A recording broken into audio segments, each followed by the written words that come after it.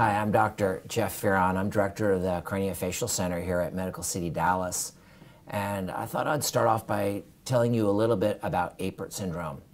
Apert syndrome is a really rare condition. It probably occurs in about 1 in 100,000 births. So that's pretty unusual. And it normally happens to two parents, neither of which have this syndrome.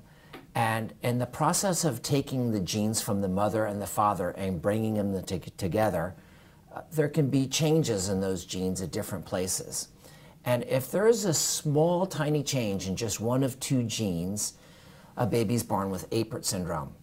To begin with, children with Apert syndrome are immediately recognizable because all their fingers and toes are fused together.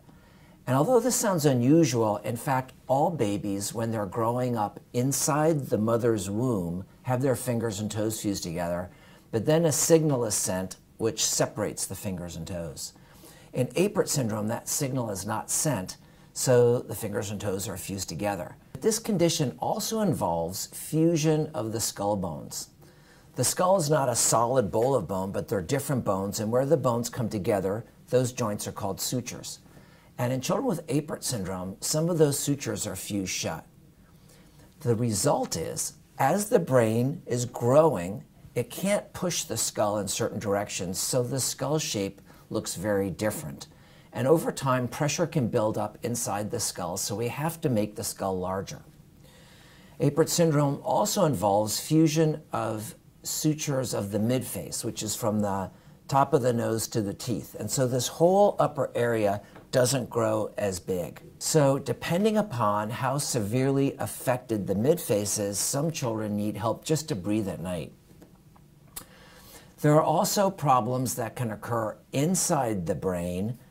The lakes of fluid inside the brain can be larger, so a small number of children with Apert syndrome need something called a shunt, which is a tube that goes into these lakes and then travels under your skin to your stomach. But most children don't need this. Children can have problems breathing aside from their nose. The windpipe can be abnormally formed.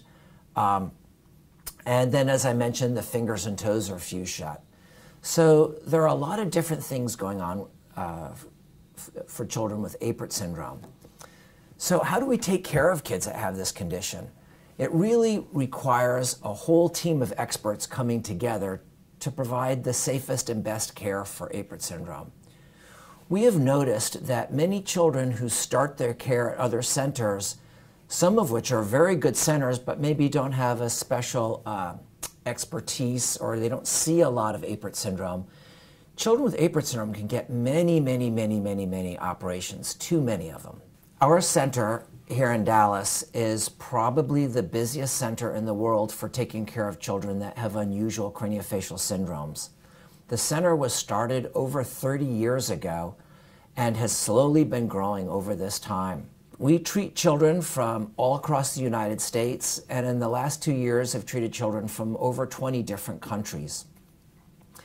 I believe that it is a real privilege to take care of these children, and because of the high volume of experience that we've been able to have, we've learned a lot of things here that probably help the children to have a somewhat safer hospital course and spend less time in the hospital. I want to take a moment to thank everyone who's come this evening for their concern and their desire to help Laura. Many thanks. I hope you have a good evening.